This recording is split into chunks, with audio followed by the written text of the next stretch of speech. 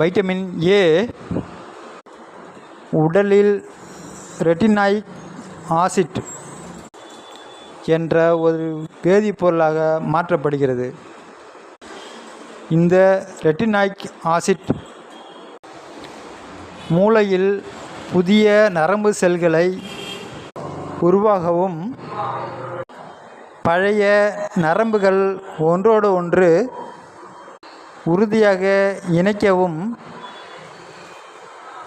உதவுகிறது. இதனால் மூளை தகவல்களை வேகமாக பரிமாறிக்கொள்ளும் திறனை பெறுகிறது. கற்றல், நினைவாற்றல் மற்றும் சிந்தனை திறன் இவை அனைத்தும் வைட்டமின் ஏ மூலம் வலுவடைகின்றன.